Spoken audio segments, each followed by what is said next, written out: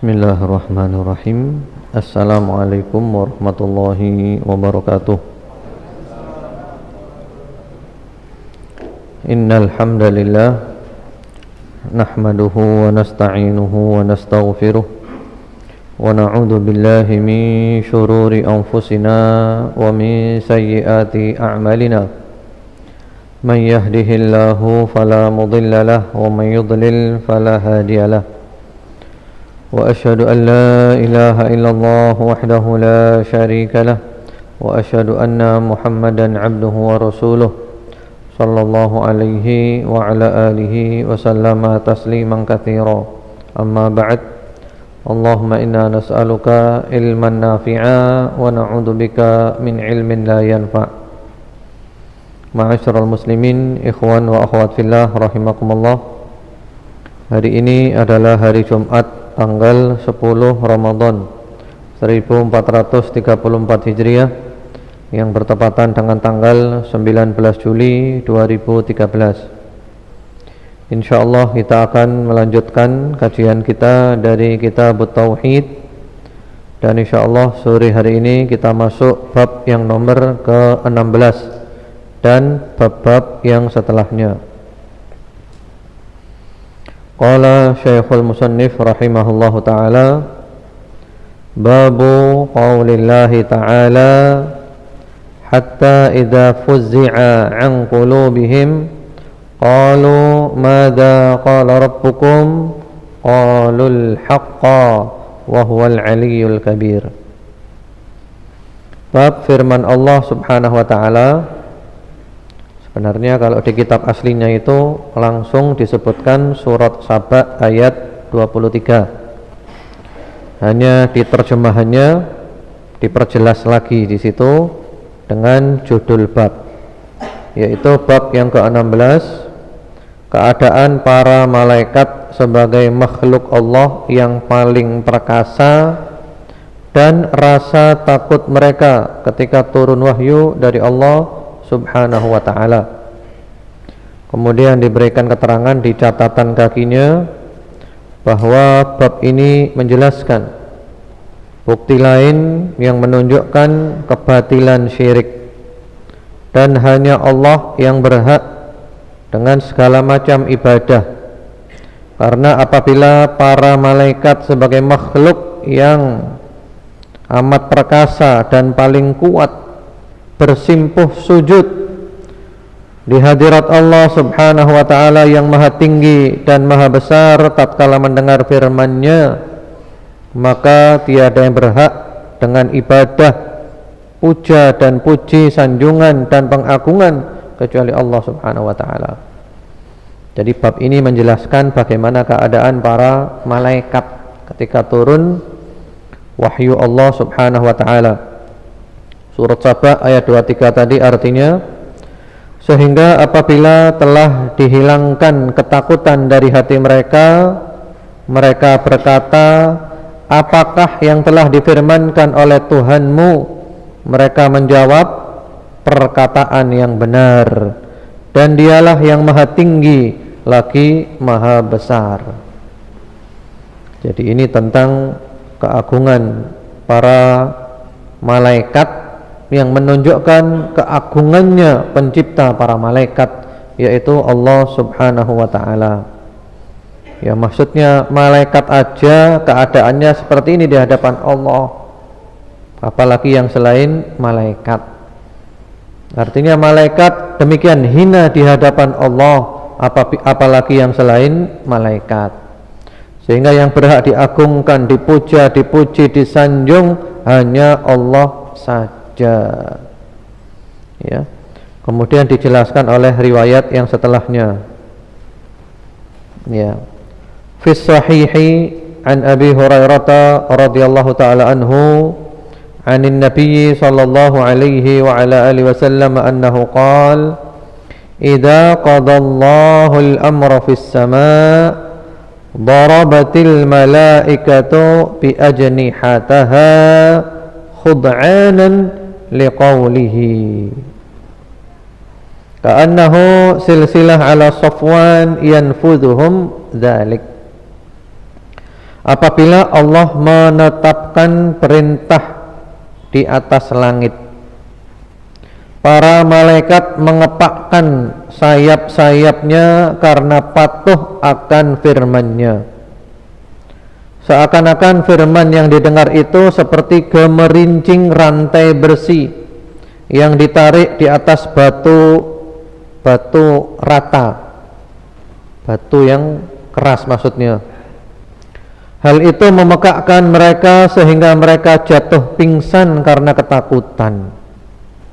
Jadi ini gambaran malaikat ya. Jadi ketika Allah itu berfirman, Allah berkata, dan Allah itu berfirman kapan saja dan juga kepada siapa saja. Akidah Ahlus Sunnah wal Jamaah adalah bahwasanya Allah itu berhak untuk berfirman kapan saja dan kepada siapa saja dalam keadaan seperti apa saja. Lah ini ketika Allah berfirman di atas langit sana, ini menunjukkan bahwa Allah berada di atas. Bahkan Isra wal Mi'raj, Rasulullah ketika menemui Allah kemana? Isra Mi'raj itu kemana? Ke atas. Jadi bukan muter-muter. Karena kalau Allah di mana-mana berarti Isra Mi'raj itu muter-muter. Ya, enggak ke atas. Cuman di atas itu di atas ya. Di atas maksudnya Allah itu tidak ditopang oleh sesuatu dan tidak dinaungi oleh sesuatu, karena semuanya kecil dibanding Allah Subhanahu wa ta'ala. Dan yang jelas Allah tidak sama dengan makhluknya, tidak sama, berbeda, dan kita tidak tahu kaifiyahnya bagaimananya, dan kita juga tidak boleh mereka-reka. Laisa kamitslihi syai'un wa huwas samiul basir. Jadi ketika Allah berfirman di langit sana, para malaikat mengepakkan sayapnya, mereka benar-benar tunduk patuh kepada firman Allah Subhanahu wa ta'ala. Mereka bersimpuh, mereka benar-benar ya tidak berdaya, mereka benar-benar takut luar biasa. Dan firman Allah Subhanahu wa ta'ala itu di sini dikatakan seperti gemerincing rantai yang ditarik di atas ya, di atas semacam batu yang keras ya, artinya suaranya demikian keras luar biasa ya. Ini bukan menyamakan firman Allah dengan rantai, bukan, maksudnya suaranya demikian keras, memekakkan, artinya demikian dahsyat luar biasa, sehingga Rasulullah SAW saja kalau turun wahyu ya, musim dingin beliau bermandikan keringat, saking dahsyatnya wahyu itu. Seperti itu. Kemudian apa yang terjadi? Hatta idza fuzzi'a an qulubihim qalu madza qala rabbukum qalul haqqa wa huwal aliyyul kabir.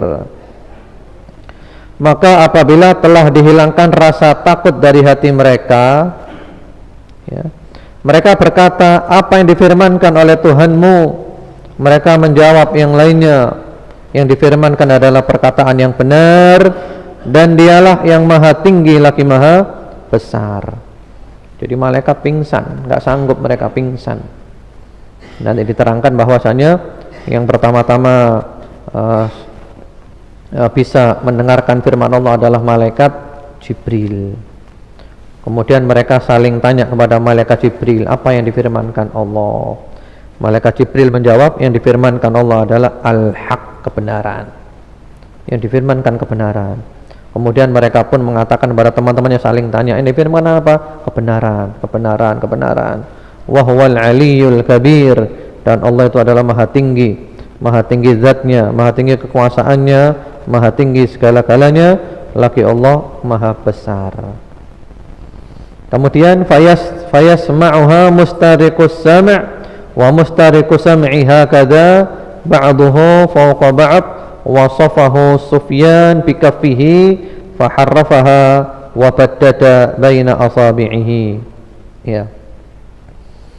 Kemudian ketika itulah setan-setan penyadap wahyu, penyadap berita wahyu itu mendengarnya. Keadaan penyadap berita itu seperti ini, yaitu sebagian mereka di atas sebagian yang lain digambarkan oleh Sufyan perawi ini dengan telapak tangannya dengan direnggangkan dan dibuka jari jemarinya. Jadi maksudnya ada setan-setan, jin-jin yang dia itu bisa menembus sampai ke langit dunia saja, ya. Jadi mereka itu saling bertumpuk-tumpuk di antara mereka, jadi saling tumpuk-tumpukan sampai bisa menempuh ke langit dunia. Kemudian mereka mencuri pendengaran, mencuri percakapan yang ada di langit sana. Kemudian setelah itu apa yang terjadi? Fayasma'ul kalima fayulqiha ila man tahtahu thumma yulqiha al-akhar ila man tahtahu hatta yulqiha ala lisanis sahir awil kahin. Ya. Kemudian setelah itu maka ketika penyadap berita yang di atas mendengar kalimat atau firman Allah, pembicaranya ada di langit, disampaikanlah kepada yang di bawahnya, kemudian disampaikan lagi kepada yang ada di bawahnya, dan demikian seterusnya hingga disampaikan kepada mulut tukang sihir atau tukang ramal.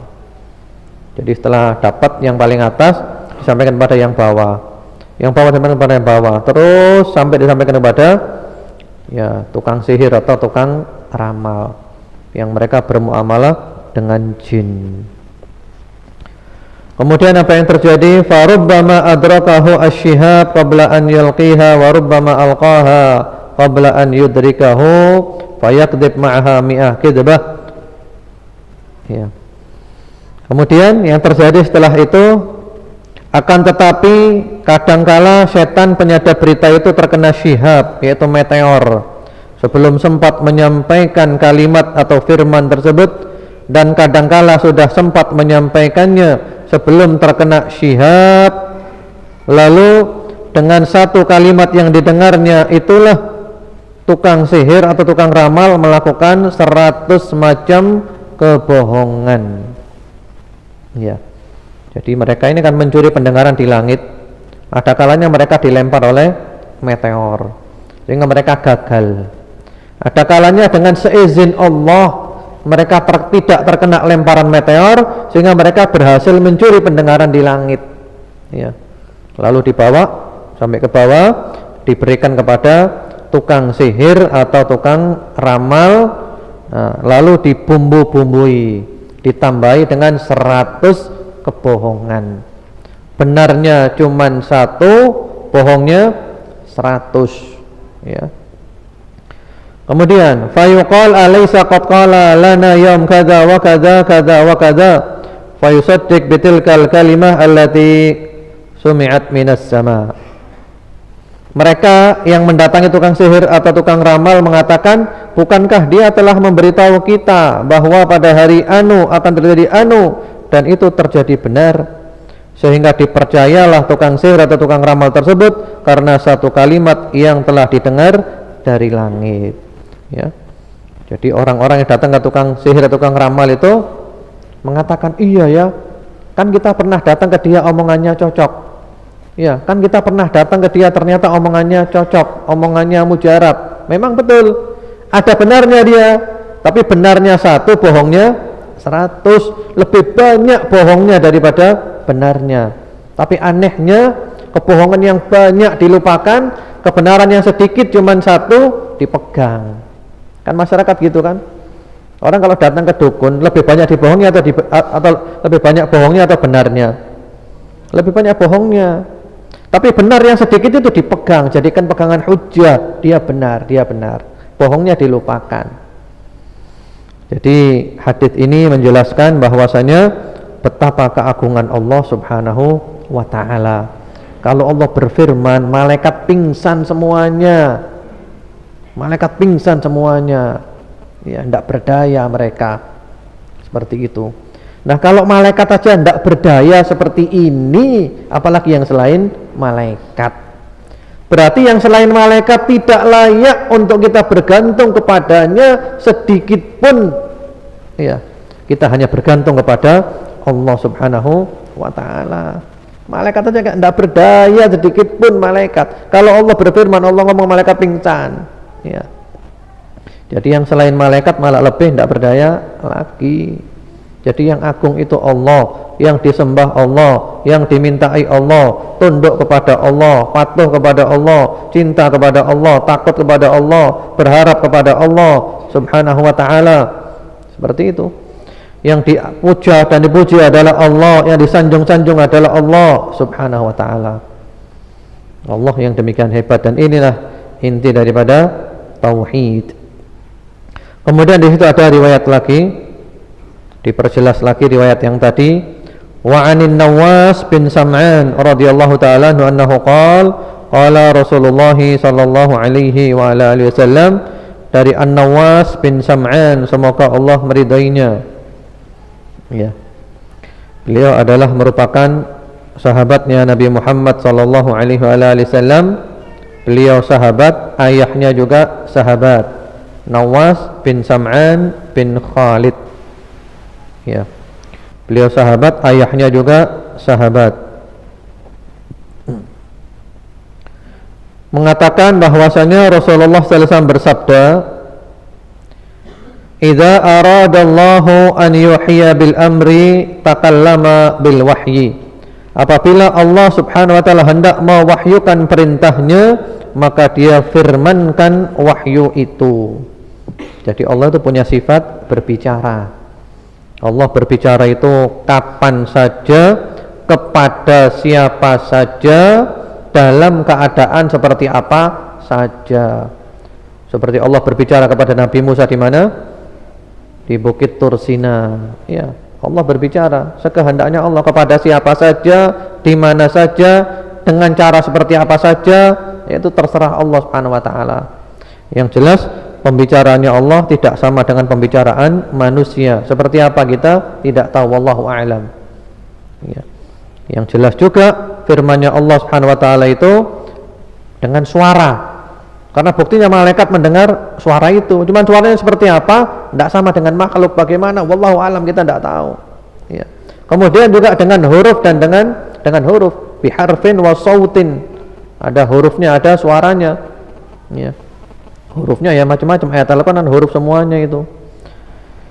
Kemudian apa yang terjadi ketika Allah menfirmankan wahyunya di langit itu? Akhadatis samawatu minhu rajfah aw qala ra'dah syadidah khaufan minallahi azza wa jalla. Ya, apabila Allah Subhanahu wa taala hendak mewahyukan perintahnya, maka dia firmankan wahyu itu dan langit-langit bergetar dengan keras karena takut kepada Allah. Jadi langit bergetar karena wahyunya Allah, firman-Nya Allah Subhanahu wa taala.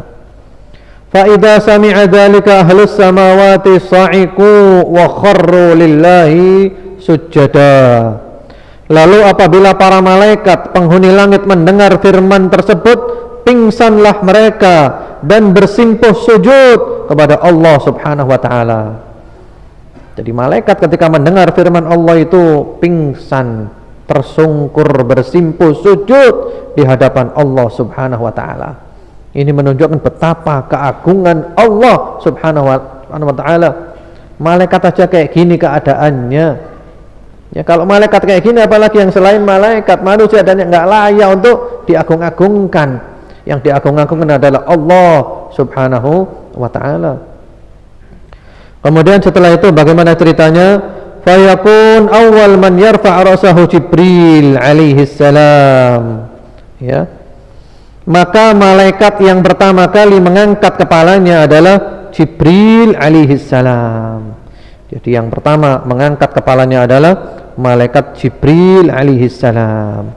Jibril itu artinya adalah Abdullah. Ada juga disebut dengan Jibril, sama saja ya. Jibril atau Jibril artinya adalah Abdullah. Kemudian kalau Mikail artinya adalah Ubaidullah. Kalau Israfil artinya adalah Abdurrahman. Jadi pokoknya il itu penghambaan kepada Allah. Jadi penghambaan kepada Allah. Abdul seperti itu. Jadi yang pertama mengangkat kepalanya adalah malaikat Jibril. Tahukah antum seperti apa malaikat Jibril itu? dalam bentuk aslinya. Pernah ditampakkan kepada Rasulullah Muhammad sallallahu alaihi wasallam malaikat Jibril dalam bentuk aslinya, walahu sittu mi'ah janah wa qad saddal ufuq. Ya, pernah Rasulullah Muhammad sallallahu alaihi wasallam melihat malaikat Jibril dalam bentuk aslinya, mempunyai 600 sayap dan memenuhi ufuk. Atas jauh mata memandang, semuanya ini adalah malaikat Jibril, mempunyai 600 sayap. Allahu Akbar. Burung aja yang kecil kayak gitu, yang punya 2 sayap, terbangnya cepat. Apalagi malaikat Jibril yang gedenya luar biasa, mempunyai 600 sayap. Bagaimana terbangnya? Ini menunjukkan betapa dahsyatnya malaikat. Dan ini adalah bukti betapa hebatnya, betapa besarnya, betapa agungnya penciptanya malaikat, yaitu Allah Subhanahu wa ta'ala. Malaikat aja tidak berjaya seperti ini, apalagi yang selain malaikat. Jadi benar-benar yang berhak diagungkan, diibadahi, dimintai adalah Allah Subhanahu wa ta'ala. Ya. Kemudian fayukallimuhullahu min wahyihi bima arad. Kemudian setelah itu Allah Subhanahu wa ta'ala firmankan kepada malaikat Jibril apa yang dia kehendaki daripada wahyunya. Ya, setelah sadar baru Allah menfirmankannya. Thumma yamurru Jibril 'alal malaikah. Kullama marra bisama'in sa'alahu malaikatuha, "Madza qala rabbuna ya Jibril?" Fayaqulu Jibril, qala al-haq wa huwal aliyyul kabir. Ya. Kemudian Jibril melewati para malaikat. Setiap dia melalui satu langit, malaikat penghuninya bertanya kepadanya, apakah yang telah difirmankan oleh Tuhan kita wahai Jibril? Jibril menjawab, dia firmankan yang benar, dan dialah yang maha tinggi lagi maha besar.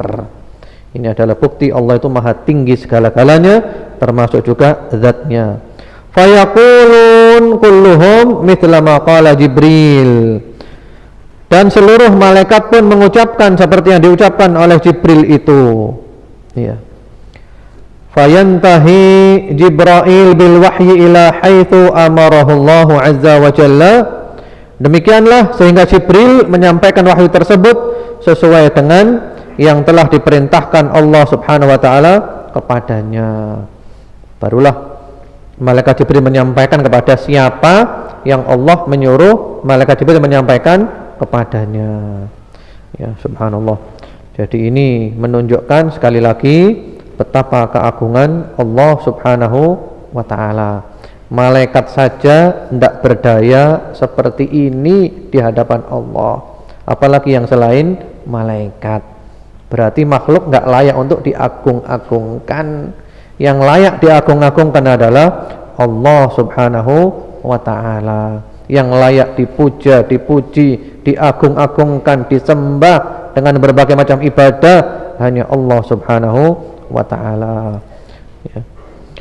Demikian, mudah-mudahan jelas bab tersebut. Selanjutnya kita masuk bab yang berikutnya lagi, bab yang nomor ke-17, yaitu Babus Syafa'ah. Gitu aja judulnya. Bab tentang syafaat. Ya. Kemudian itu ada catatan kaki ya. Apa sih syafaat itu? Syafaat itu adalah at-tawassut 'indal ghair fi jalbi naf'in aw daf'i dhurrin. Syafaat itu adalah perantara untuk mendatangkan kebaikan atau menolak keburukan. Jadi perantara untuk mendatangkan kebaikan atau menolak keburukan. Contohnya adalah Rasulullah sallallahu alaihi wasallam. Beliau diberi izin oleh Allah untuk memberikan syafaat untuk mendatangkan kebaikan, yaitu kita masuk surga berkat syafaatnya Rasulullah sallallahu alaihi wasallam, atau menolak keburukan, kita selamat dari neraka berkat syafaatnya Rasulullah sallallahu alaihi wasallam. Lah tujuan pembahasan dari bab ini Nanti ada keterangan-keterangan panjang lebar, ya. Saya terangkan langsung saja, kecuali dalil-dalilnya saya bacakan. Tujuan daripada pembahasan bab ini, bab yang nomor ke-17 adalah bahwa syafaat itu ada yang ditetapkan, ada yang dinafikan. Ya. Jadi syafaat itu memang ada yang benar-benar ada syafaat itu, memang ada benar. Ada juga syafaat yang ditiadakan. Ya. Intinya nanti adalah syafaat yang ditiadakan, dinafikan, itu adalah syafaatnya orang-orang kafir. Orang kafir, mereka tidak layak mendapatkan syafaat karena mereka mati dalam keadaan kafir. Atau juga minta syafaat kepada yang tidak diizinkan oleh Allah untuk memberikan syafaat. Minta syafaat kepada berhala atau kepada siapa saja yang oleh Allah tidak diberi izin untuk memberikan syafaat. Nah, itu tidak ada. Adapun syafaat yang ditetapkan, yang diitsbatkan, itu syafaat dengan dua syarat. Yang pertama-tama adalah idznullah lisyafi' an yashfa'. Allah mengizinkan si pemberi syafaat untuk memberikan syafaat. Jadi pemberi syafaat diberi izin dulu memberikan syafaat. Contohnya siapa? Rasulullah sallallahu alaihi wasallam.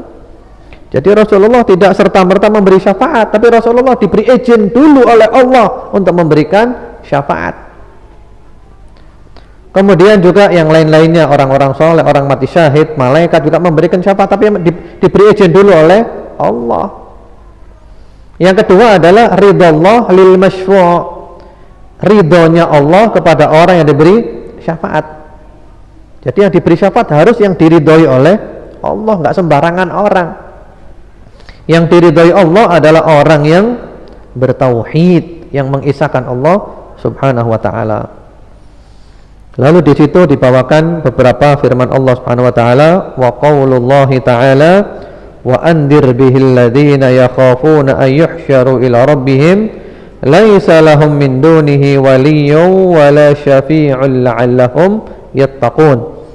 Dan berilah peringatan dengan apa yang diwahyukan itu kepada orang-orang yang takut akan dihimpunkan kepada Tuhannya, yaitu pada hari kiamat, sedang mereka tidak memiliki seorang pelindung dan pemberi syafaat pun selain Allah agar mereka bertakwa. Jadi maksudnya orang-orang kafir mati dalam keadaan kafir, mereka tidak layak untuk mendapatkan syafaat. Kemudian siapapun tidak bisa memberi syafaat kalau tidak diizinkan oleh Allah untuk memberikan syafaat. Jadi kembalinya masalah syafaat kepada siapa kembalinya? Kembalinya adalah kepada Allah. Pemilik syafaat mutlak itu adalah Allah Subhanahu wa taala. Karena itu Allah berfirman di dalam surat Az-Zumar ayat nomor 44, "Qul lillahish syafa'atu jami'a." Katakanlah hanya kepunyaan Allah, syafaat itu semuanya. Jadi semua syafaat itu adalah milik Allah. Adapun ada orang tertentu yang diberi izin untuk memberi syafaat, ini adalah Allah berkehendak untuk memberikan kemuliaan kepada orang itu. Contohnya seperti Rasulullah Muhammad SAW. Allah mengizinkan Rasulullah SAW memberikan syafaat karena Allah ingin memberikan kehormatan, kemuliaan kepada Nabi Muhammad SAW. Tapi yang punya syafaat adalah Allah. Yang punya syafaat itu Allah. Cuman Allah hendak memuliakan Nabi Muhammad SAW, maka beliau diberi izin untuk memberikan syafaat. Jadi kembalinya kepada siapa? Kepada Allah. Jadi minta syafaat kepada Allah. Ya Allah, berilah hamba syafaatnya Rasulullah Muhammad SAW. Jadi bukan mintanya kepada Nabi Muhammad, wahai Rasulullah, berilah aku syafaatmu, berilah hamba syafaat. Tidak. Mintanya kepada Allah, ya Allah, berilah hamba syafaatnya Rasulullah Muhammad sallallahu alaihi wa ala alihi wasallam. Jadi mintanya kepada Allah. karena semua syafaat milik Allah Subhanahu wa taala. Kemudian beliau bawakan pula firman Allah Subhanahu wa taala surat Al-Baqarah 255, yaitu ayatul kursi. Man dzalladzi yashfa'u 'indahu illa biidnih. Tiada yang dapat memberi syafaat di sisi Allah tanpa izinnya. Jadi siapapun tidak bisa memberi syafaat kalau tidak diizinkan oleh Allah untuk memberikan syafaat. Rasulullah Muhammad SAW, para malaikat, para nabi, siddiqin, syuhada dan sholihin, semuanya tidak akan bisa memberi syafaat kecuali kalau Allah memberikan izin kepada mereka untuk memberikan syafaat. Jadi kembalinya kepada siapa lagi? Allah dan Allah, segala-galanya itu Allah. Kemudian juga dibawakan firman Allah Subhanahu wa taala yang ada di dalam surat An-Najm ayat nomor 26. Wa kam min malakin fis samawati la tughni syafa'atuhum syai'a illa min ba'di an ya'dana Allahu liman yasha'u wa yarda. Dan berapa banyaknya malaikat di langit, syafaat mereka sedikit pun tidak berguna kecuali sesudah Allah mengizinkan bagi orang yang dikehendaki dan diridhoinya. Jadi malaikat oleh Allah diberi izin untuk memberikan syafaat. Tapi syafaatnya malaikat nggak ada gunanya sama sekali, kecuali apabila diberikan kepada orang yang orang itu diridhoi oleh Allah. Jadi malaikat oleh Allah diberi izin memberi syafaat. Tapi malaikat nggak seenaknya, fulan tak kasih, enggak. Yang diberikan itu adalah orang yang diridhoi oleh Allah. Subhanallah. Jadi si pemberi syafaat diberi izin oleh Allah memberi syafaat. Yang diberi syafaat adalah orang yang diridhoi oleh Allah Subhanahu wa taala. Jadi intinya semuanya kembali kepada Allah. Intinya adalah semuanya kembali kepada Allah Subhanahu wa taala. Kemudian di situ ada lagi dua ayat di surat Saba. Surat Saba ayat 22 dan 23. Ini ayat yang luar biasa, yang mana para ulama mengatakan ayat ini adalah ayat yang benar-benar memutuskan semua kesyirikan sampai akar-akarnya. Ya. Ayat ini adalah taqta'u 'uruqa syajarati syirik minal qalb liman 'aqalaha. Jadi ayat ini ya mencabut akar-akar pohon kesyirikan yang ada di hati. Jadi kesyirikan yang ada di hati dicabut habis bersih kalau kita paham ayat ini. Kalau kita benar-benar memahami ayat ini. Ya, surat Saba ayat 22 dan 23. Jadi kalau kita pahami, mari kita kaji ayat ini ya. Benar-benar dicabut segala bentuk kesyirikan di hati kita. Allah Subhanahu wa taala berfirman, "Qul ud'ul ladzina za'amtum min dunillah la yamlikuna mithqala dzarratin fis samawati wala fil ard wa ma lahum fihima min syirkin wa ma lahu minhum min dhahir wa la tanfa'u syafa'atu 'indahu illa liman adzina lah." Ya. Katakanlah wahai Rasulullah Muhammad SAW kepada orang-orang musyrik, serulah mereka yang kamu anggap sebagai Tuhan selain Allah. Mereka tidak memiliki kekuasaan seberat darah pun di langit dan di bumi. Seberat darah, seberat semut atau seberat atom. Ya. Dan mereka tidak mempunyai suatu saham pun dalam penciptaan langit dan bumi. Dan sekali-kali tidak ada di antara mereka yang menjadi pembantu baginya. Dan tiadalah berguna syafaat di sisi Allah melainkan bagi orang yang telah diizinkannya memperoleh syafaat itu. Coba kita kaji ayat ini ya. Ayat ini kalau difahami benar-benar mencabut kesyirikan sampai akar-akarnya. Pohon syirik itu ditebang sampai akarnya, dicabut habis dari hati. Ya. Di sini orang kalau seseorang itu menjadikan, mengagung-agungkan yang selain Allah, minta-minta kepada yang selain Allah subhanahu wa ta'ala, maka tentu yang selain Allah itu berarti ada beberapa hal sehingga mereka layak dimintai.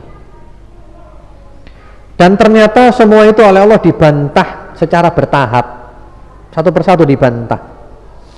Yang pertama-tama dibantah oleh Allah subhanahu wa ta'ala, la yamlikuna mithqala dzarrah. Semua yang selain Allah tidak memiliki sekecil dzarrah pun di langit dan di bumi. Jadi semua yang selain Allah itu tidak punya apa-apa. Yang selain Allah tidak punya apa-apa.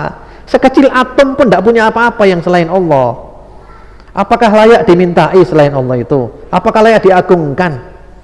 Bahkan kemarin disebut dengan kata-kata ma yamlikuna min kitmir. Kitmir pun, kulit ari yang tipis pun mereka tidak punya. Ya, ini sudah terbantahkan. Jadi mereka tidak punya apa-apa, sama sekali tidak punya apa-apa di langit dan di bumi. Sekecil apapun tidak punya apa-apa. Kemudian tahap yang kedua, wa ma lahum fihi ma min syirkin. Ya, yang selain Allah itu tidak punya saham di dalam penciptaan langit dan bumi. Di langit dan di bumi mereka juga tidak punya saham. Jadi mereka tidak punya apa-apa. Oh, barangkali mereka punya saham. Tidak ada. Semuanya milik Allah total. Yang selain Allah tidak punya saham sedikit pun di langit dan di bumi. Iya. Kemudian, oh barangkali mereka itu bantu Allah. Dibantah oleh Allah. Wa ma lahu minhum min dhahir. Ya, mereka tidak bantu Allah dan Allah tidak butuh dibantu. Jadi mereka tidak bantu Allah dan Allah pun juga tidak butuh untuk dibantu, karena Allah adalah Al-Qawiyyu Al-Qahir Al-Ghani. Ya, Allah merasa Allah maha kuat, Allah mengalahkan segala-galanya, maha kaya, Allah tidak butuh semuanya. Ya. Jadi nggak ada yang bantu Allah, Allah nggak butuh bantuan. Kemudian yang terakhir, mungkin yang selain Allah itu sebagai perantara, kan dia punya kedudukan perantara di sisi Allah. Dibantah lagi oleh Allah, wala tanfa'us syafa'atu 'indahu illa liman adzina lah. Syafaat, perantara-perantara di sisi Allah itu tidak ada gunanya kecuali orang yang oleh Allah diberi izin untuk memberikan syafaat. Jadi nggak bisa sekehendaknya memberikan syafaat, harus diberi izin dulu oleh Allah untuk memberikan syafaat. Dan syafaat itu pun diberikan kepada orang yang diridhoi oleh Allah subhanahu wa ta'ala. Subhanallah. Jadi ayat ini tadi benar-benar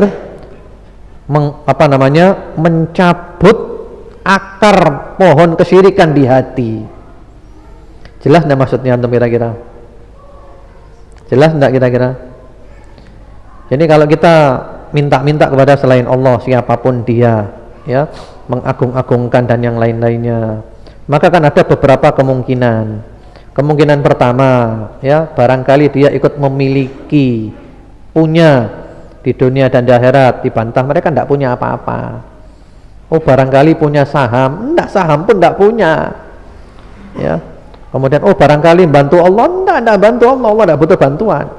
Oh barangkali sebagai perantara, enggak ada perantara-perantaraan, kecuali kalau Allah mengizinkan kepada seseorang untuk memberikan syafaat, dan itu pun diberikan kepada orang yang diridhoi oleh Allah subhanahu wa ta'ala. Contohnya orang mati syahid. Orang mati syahid itu oleh Allah diberi izin untuk memberikan syafaat, ya, memberikan syafaat kepada 70 daripada anggota keluarganya, ya.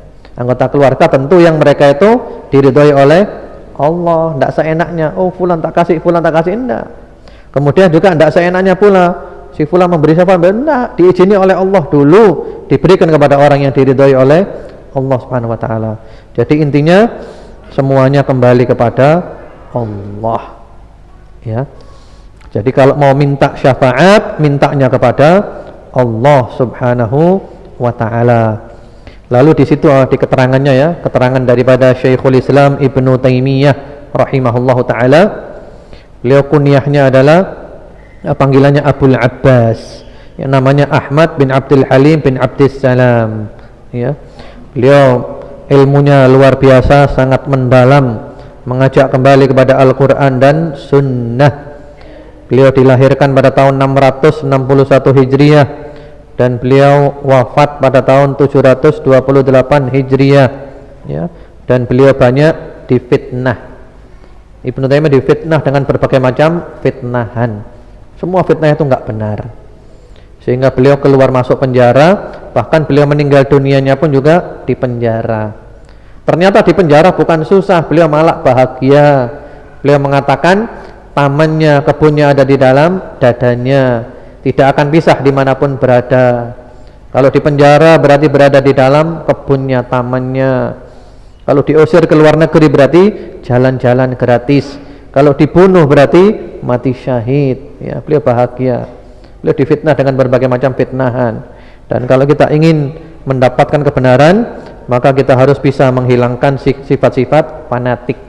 Kita bahas suatu dengan akal sehat, dengan hati yang bersih ya. Kita lihat sumbernya benar, qala Allah, qala Rasulullah sallallahu alaihi wasallam, qala sahabat, sudah benar, sami'na wa ata'na. Sudah kebenaran datang terang benderang seperti matahari di siang bolong. Firman Allah, hadisnya semuanya jelas, ditolak juga. Ini namanya adalah sombong. Al-kibru batarul haq wa ghamtun nas. Sombong itu adalah menolak kebenaran dan meremehkan manusia. Di situ diceritakan panjang lebar, di antaranya tentang hadis masalah syafaatnya Nabi Muhammad sallallahu alaihi wa ala alihi wasallam. Iya. Ketika hari kiamat nanti kan manusia berada di padang mahsyar dalam keadaan yang sangat dahsyat, telanjang bulat, tidak memakai alas kaki ya, dan tidak berkhitan.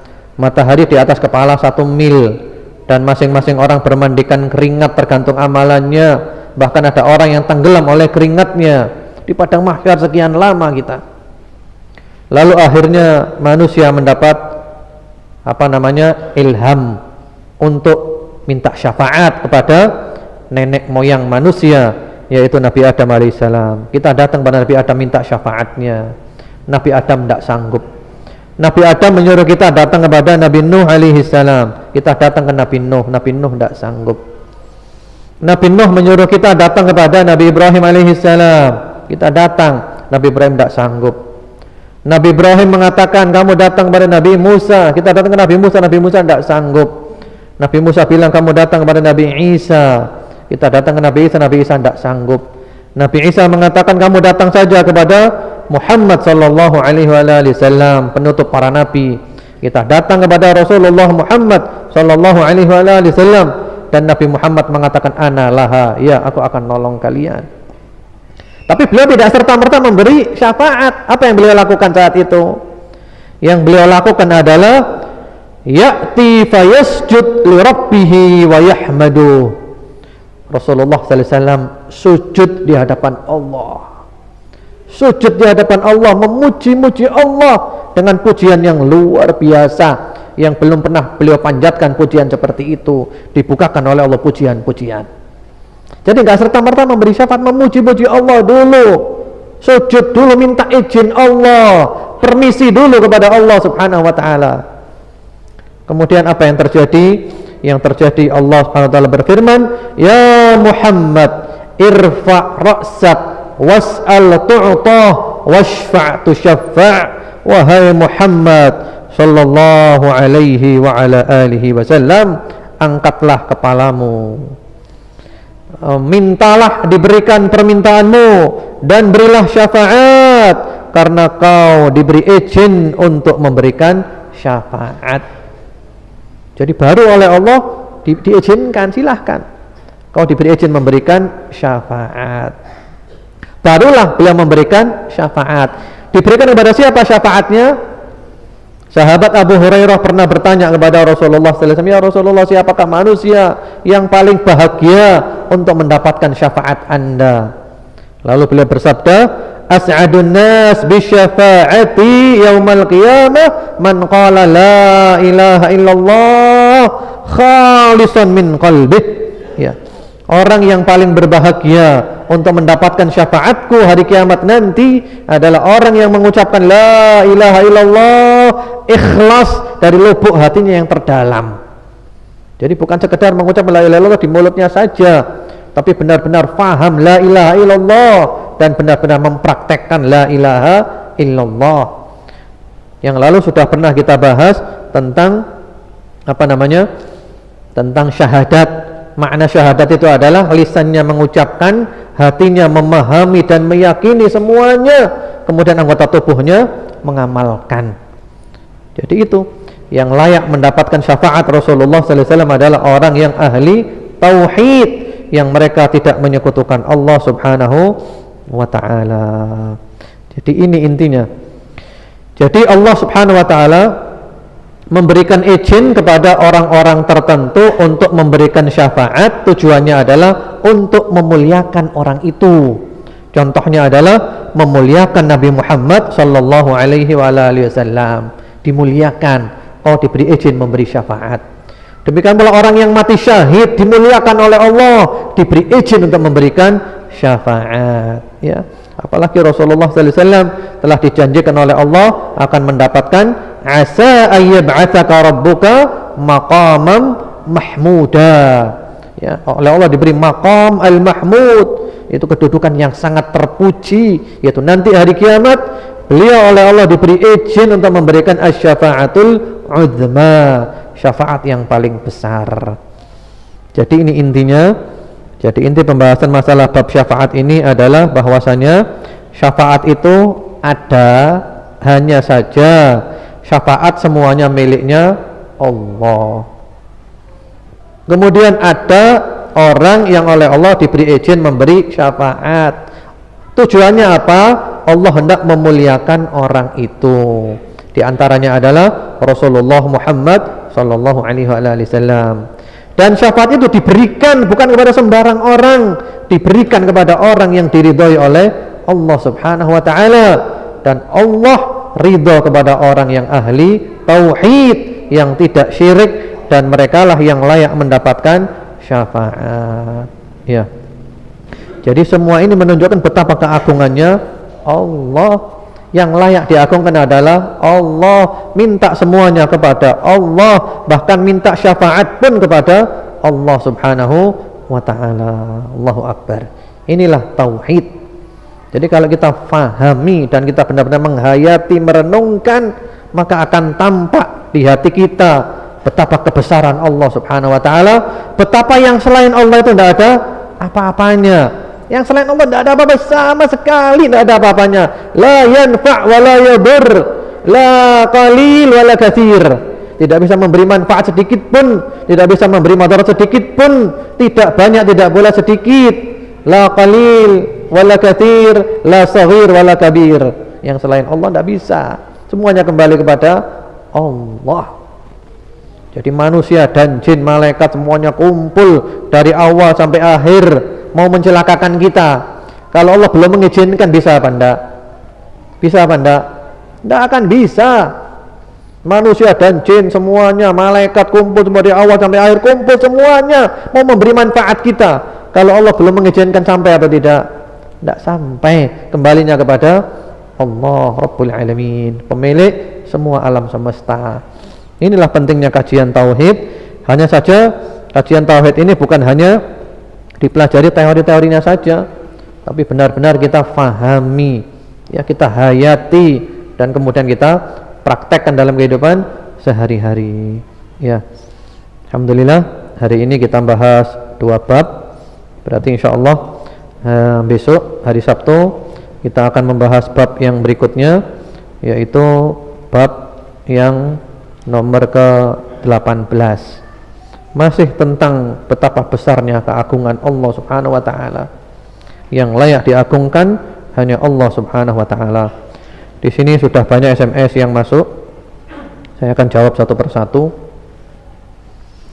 Ustadz, terkait nazar, apakah jatuhnya nazar baru jatuh setelah ada orang menjadi saksi untuk mendengarkan lisan kita? Enggak perlu saksi. Yang penting kita ucapkan. Ya, ada yang mengatakan kenapa kok diucapkan sementara niat sholat kok di dalam hati? Iya, memang contohnya gitu. Kalau niat sholat contohnya dalam hati. Tapi kalau nazar contohnya memang diucapkan. Karena kalau nggak diucapkan belum terjadi. Sama dengan seorang suami di dalam hatinya menceraikan istri dalam hati, jatuh apa enggak? Jatuh apa enggak? Enggak jatuh, karena dia menceraikan di dalam hati, apa diucapkan baru jatuh. Nadar juga dalam hati baru nadar, enggak terjadi. Sudah diucapkan terjadi, enggak perlu ada saksi. Ya, saya pilih yang sesuai dengan materi. Ustadz, ada orang beli minyak wangi, katanya buat kesembuhan, cari togel, buat keris, buat cari barang dan lain-lain. Apakah itu syirik akbar, dan apakah penjual minyak itu tidak boleh menjualnya kepada dia? Iya. Jadi itu ada kong kali kong antara dukun dengan penjual minyak wangi. Iya, ada janjian itu antara dukun dengan penjual minyak wangi.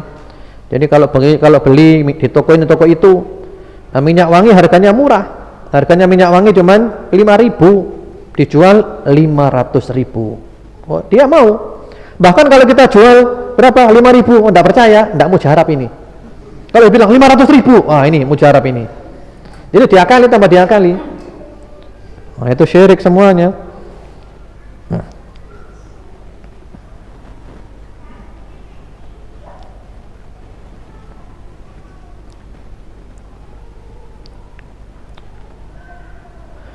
Ustadz, ada seorang ulama mengatakan Allah ada di zatnya sendiri. Maksudnya gimana Ustadz?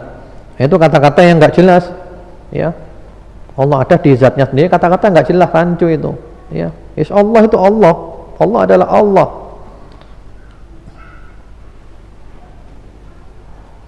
Ustadz, apakah para malaikat sudah melihat Allah Subhanahu Wa Taala?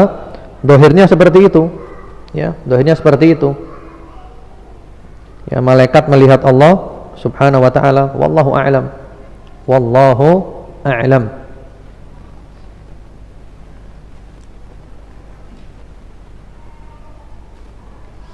Ustadz, mau tanya tentang ramalan. Bagaimana sikap kita bila kita mendengar suatu ramalan tanpa sengaja, tanpa kita memintanya? Misalnya ada orang tiba-tiba bicara kepada kita tentang nasib kita, ya jangan didengarkan. Jangan didengarkan dan kita ingkari. Sudah, jangan teruskan, saya tidak percaya. Kita pergi. Jadi kita ingkari. Karena kita khawatir nanti masuk dalam telinga kita, masuk di hati kita, ya, masuk di hati kita, lalu kita ya terganggu hatinya, masuk syubhat. Jadi dihentikan saja. Sudah, jangan teruskan. Cukup. Saya tidak mau dengarkan. Saya tidak percaya, ini adalah dilarang. Ya, kalau dia ngomong ditinggal saja. Mengenai malaikat melihat Allah tadi, wallahu a'lam, ya. Jawabannya wallahu a'lam. Apakah melihat Allah? Wallahu a'lam. Wallahu a'lam.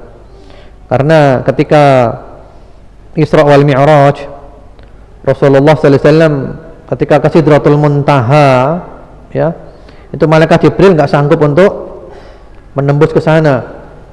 Bahkan kalau menembus ke sana terbakar. Ya. Jadi apakah malaikat melihat Allah? Wallahu a'lam. Wallahu a'lam. Sedangkan Rasulullah sallallahu alaihi wasallam sendiri ketika Isra wal Mi'raj apakah melihat Allah? Itu ada perbedaan pendapat. Ada yang mengatakan melihat Allah dengan mata kepala. Ada pendapat yang mengatakan melihat Allah dengan mata hati. Ada pendapat yang mengatakan melihat nur, cahaya. Yang dilihat adalah cahaya. Wallahu a'lam. Apakah bedanya firman dengan wahyu? Tadi dijelaskan bahwa malaikat Jibril menyampaikan wahyu Allah. Kepada siapa disampaikan wahyu tersebut? Firman dengan wahyu itu kan bahasa Indonesia saja. Kalau bahasa Arab itu intinya satu, yaitu perkataannya Allah. Hanya bahasa kita, bahasa Indonesia, kadang diartikan wahyu, kadang diartikan firman. Intinya adalah itu omongannya Allah, perkataannya Allah Subhanahu wa taala. Ya. Oleh malaikat Jibril disampaikan kepada siapa? Ya terserah Allah disampaikan kepada siapa. Kalau dulu zaman Nabi disampaikan kepada Nabi, Rasul. Kalau sekarang terserah Allah. Terserah Allah. Yang jelas sudah tidak ada lagi wahyu yang disampaikan kepada manusia. Karena kalau ada berarti dia adalah Nabi. Jadi terserah Allah disampaikan kepada siapa. Mungkin disampaikan kepada malaikat yang lainnya, wallahu alam, terserah Allah, sekehendaknya Allah Subhanahu wa taala.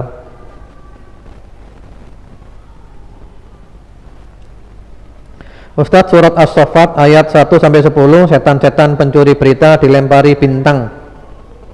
Yang mencuri pembicaraan dikejar suluh api. Itu apa untuk semua berita gaib dari langit, dan tetap sampai sekarang semua pencuri berita itu dilempar. Yang dicampur dengan 100 kedustaan itu betul. Cuman pada zaman Nabi Muhammad SAW dahulu, ya, mereka dilempari supaya tidak tercampur antara wahyu Allah kepada Nabi Muhammad dengan hasil curiannya jin tadi itu, ya. Jadi dilempari. Namun ada dengan seizin Allah, mereka masih bisa mencuri juga dengan seizin Allah, ya. Ya, untuk menguji iman kita. Sehingga kadang dukun itu seakan-akan tahu yang gaib itu dari jinnya, Namun benarnya satu, bohongnya 100. Bohongnya kita lupakan, benarnya kita pegang. Ustadz, memberi nama anak dengan nama malaikat contoh Jibril boleh apa tidak? Para ulama telah bahas ini, ada pendapat mengatakan boleh, ada pendapat mengatakan tidak boleh, ya. Jadi ada yang berpendapat boleh dan berpendapat tidak boleh. Karena itu lebih selamat pakai aja nama yang tidak ada khilafiyah. Jadi pakai aja nama yang tidak ada khilafiyah. Dan nama yang terbaik kata Rasulullah SAW adalah Abdullah dan Abdurrahman, yaitu nama yang mengandung penghambaan. Asmaul Husna itu kita ambil satu, kita tambahi Abdul.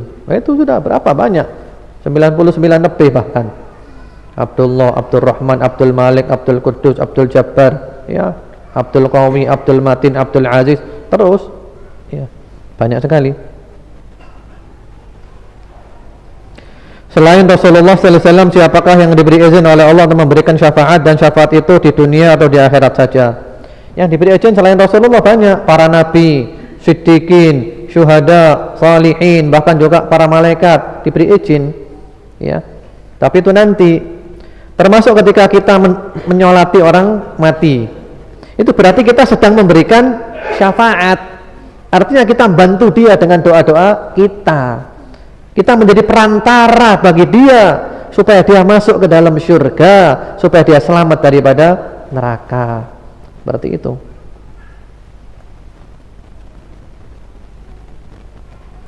Ustaz, apakah Al-Quran yang kita baca apakah bisa memberi syafaat? Iya, bisa. Jadi Al-Quran itu ya'ti yaumal qiyamah, ya, datang hari kiamat memberikan syafaat. Berikan syafaat Al-Quran. Al-Quran mengatakan, ya Rabb, mani'atuhun naum bil-lail fasyafa'ni fi, ya Allah, aku yang menghalangi dia daripada tidur ketika malam. Artinya dia kurang tidurnya gara-gara baca aku. Jadikanlah aku memberi syafaat untuk dia, ya Allah. Jadi Quran memberi syafaat. Bahkan secara khusus surat Al-Mulk, surat Tabarak. Jangan sampai lupa tiap malam baca surat Tabarak. Hadisnya sahih. Ya, di antaranya sabda Rasulullah sallallahu alaihi wasallam, "Inna fil Qur'ani surah 3 ayah syafa'at li rajulin hatta ghufira lahu. Tabarakalladzi biyadihil mulk." Di dalam Al-Qur'an ada satu surat yang berisi 30 ayat memberi syafaat kepada seseorang sehingga dosa-dosanya diampuni oleh Allah Subhanahu wa taala, yaitu surat Tabarak, surat Al-Mulk yang berada di permulaan juz 29. Juga ada hadits yang lain yang menyebutkan khasamat li rajulin hatta adkhalatul jannah, membela seseorang sampai memasukkannya ke dalam surga. Kemudian juga disebutkan di dalam riwayat yang lainnya, hiyal munjiyah min adzabil qabr, surat Al-Mulk menyelamatkan daripada azab kubur. Ya, jangan lupa tiap malam baca surat Al-Mulk, surat Tabarak.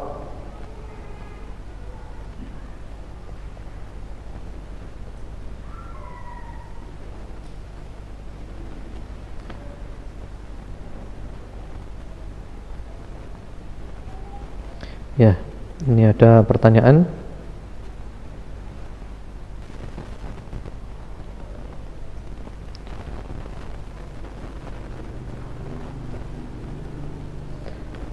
Saya pilih sesuai materi, ya.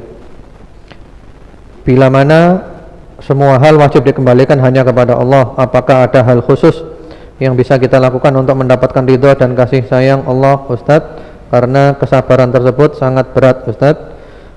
Menjadi asing di antara orang-orang hanya untuk mencari ridha Allah Subhanahu wa taala juga tidak mudah. Tapi ternyata fitnah masih saja mampir, Ustadz. Mohon bimbingannya, Ustadz. Syukron katsiron. Jadi intinya adalah menghadapi kesulitan dalam hidup, difitnah orang dan yang lainnya. Yes, intinya memang dunia itu ya gini nih, ya. Beberapa waktu yang lalu kan sudah pernah diterangkan bahwasanya ada 3 hal. Kalau 3 hal ini kita pahami dengan baik, maka kita akan mendapat kesejukan dalam kehidupan ini. Yang pertama-tama adalah la salamata min kalamin nas. Kita tidak mungkin bisa selamat dari omongannya manusia, tidak mungkin. Hatta kita di rumah tidak pernah keluar rumah, ada saja orang yang mengomongkan kita. Karena selamat dari omongan manusia itu adalah kenikmatan ahli syurga. Dan masuk syurga baru, ya nggak ada omongan nggak enak. Kalau di dunia segini, ini dunia itu ada pro ada kontra, ada pro ada kontra, ada yang senang muji kita, tidak senang mencaci maki kita. Ya, dunia tuh gini nih. Nanti kalau kita sudah biasa mengalaminya, lama-lama ya biasa juga, nggak kaget. Sehingga ada 1000 orang mencaci maki kita lihat oh, masjidnya ini kosong, tidak ada orang gitu. Karena sudah apa? Sudah apa namanya? Ya sudah terbiasa, sudah inilah dunia kayak gini ini. Jadi kalau orang senang sama kita, ya muji, tidak senang ya mencaci maki. Bahkan ada orang kerjaannya mencari-cari kesalahan, wala tajassus. Berarti dia gini nih dunia.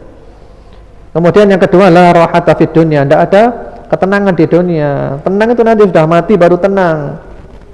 Orang beriman di dunia itu capek, payah, diganggu, disakiti. Nanti mati baru tenang.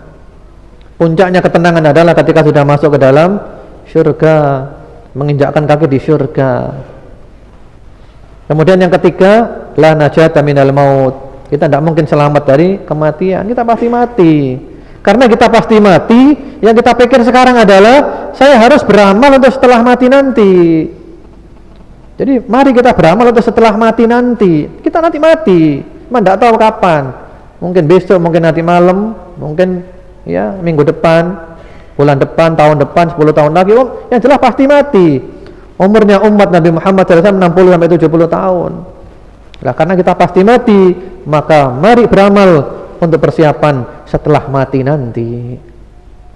Yaitu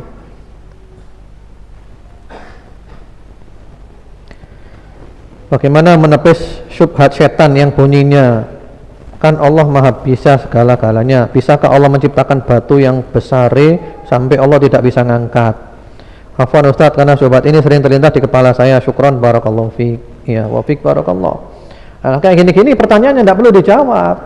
Ya, kalau ada pertanyaan kayak gini, pertanyaan nggak ada faedahnya sama sekali, maka jawabannya adalah amantu billah, aku iman kepada Allah. Jangan diteruskan. Soalnya setan akan memberi was-was terus kepada kita, sebagaimana di dalam hadis, yang menciptakan ini adalah ini adalah ini, sampai puncaknya kepada Allah. Lalu setan memberi was-was, yang menciptakan Allah siapa? Nah, itu kan. Jangan diteruskan, berhenti, nggak mampu kita. Tafakkaru fi khalqillah wala tafakkaru fi dzatillah. Pikirkan makhluknya Allah, jangan pikirkan zatnya Allah. Nggak mampu, jangan teruskan, berhenti. Kita katakan amantu billah huwal awwalu wal akhiru wal zahiru wal batin. Allah adalah al-awwal, Allah sudah ada semenjak segala sesuatu belum ada. Allah adalah al-akhir, Allah tetap ada, kekal setelah segala sesuatu tidak ada. Allah adalah al-zahir, paling tinggi, tidak ada yang lebih tinggi dari Allah Subhanahu wa taala. Allah adalah al-batin, ilmunya Allah mencakup sampai yang paling bawah. Subhanallah. Jadi jangan diteruskan. Kalau coba-coba mau berpikir tentang Allah, sebelum melangkah berpikir tentang Allah, berpikirlah dulu tentang roh. Antum yakin tidak punya ruh? Yakin tidak antum punya ruh? Antum yakin nggak punya ruh? Yakin ya? Nah, sekarang ada orang hidup lalu mati, ditaruh di kaca. Dia hidup lalu mati. Katanya rohnya keluar. Mana rohnya? Mana rohnya? Seperti apa bentuk rohnya? Bisa enggak bahas antum? Bisa enggak bahas tentang roh? Bisa enggak? Enggak bisa. Membahas roh saja yang di dalam tubuh kita enggak bisa, apalagi bahas Allah, lebih enggak bisa lagi. Jadi jangan diteruskan, enggak mampu. Kita iman, amanna billah, aku percaya kepada Allah. Jadi semua was-was kita hilangkan, amantu billah, aku iman kepada Allah. Jangan bayangkan Allah, jangan menyerupakan Allah dengan makhluk, ya. Jadi kita imani nama Allah, sifat Allah, jangan diselewengkan, jangan diingkari, jangan disamakan dengan makhluk. Kemudian juga jangan direka-reka. Bagaimana ya? Enggak mampu. Jangan teruskan. Maha suci Allah. Allah Maha besar. Nanti kita masih ada pembahasan nanti bab terakhir tentang keagungan Allah. Alam semesta ini kecil dibandingkan dengan Allahu Akbar. Allahu Akbar. Ya, kita akan mengetahui kecilnya alam semesta ini kalau kita berada di atas. Karena itu dibanding dengan arsy, bumi ini kecil, tidak ada apa-apanya. Antum akan menyadari kecilnya bumi kalau antum naik pesawat. Semakin pesawat meninggi, bumi semakin kecil atau semakin besar? Semakin kecil. Semakin tinggi semakin kecil, semakin tinggi semakin kecil. Bumi ini kecil, tidak ada apa-apanya. Jadi Allahu Akbar, Allah Maha Besar. Nanti ada bab terakhir pembahasan tentang langit 7 lapis, bumi, tentang kursi, tentang arsy-Nya Allah, ya. Bagaimana pula dengan Allah Subhanahu wa taala Maha Agung.